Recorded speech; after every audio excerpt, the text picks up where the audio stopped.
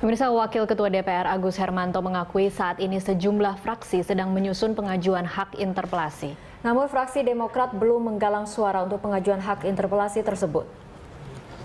Sesuai aturan, setiap anggota DPR berhak menggunakan hak interpelasi untuk diajukan ke pimpinan DPR. Dalam rapat paripurna akan diputuskan melalui musyawarah atau voting apakah hak interpelasi patut diajukan atau tidak.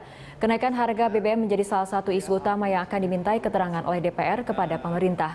Selain itu, DPR juga berencana meminta konfirmasi mengenai indikasi pelanggaran APBN. Fraksi Demokrat memandang kenaikan harga BBM tidak memiliki urgensi, apalagi saat ini harga minyak dunia sedang turun. Ini adalah melaksanakan. Kalau toh memang betul-betul jawabannya itu tidak proporsional, tidak memenuhi quorum yang dijawab, bahkan ada indikasi pelanggaran undang-undang, ya tentunya Partai Demokrat pasti akan menaikkan statusnya. Apa saja bisa interpelasi, bisa hak apa saja tentunya yang melekat di situ. Tapi memang pertama kali saat ini Partai Demokrat memang belum menggalang interpelasi.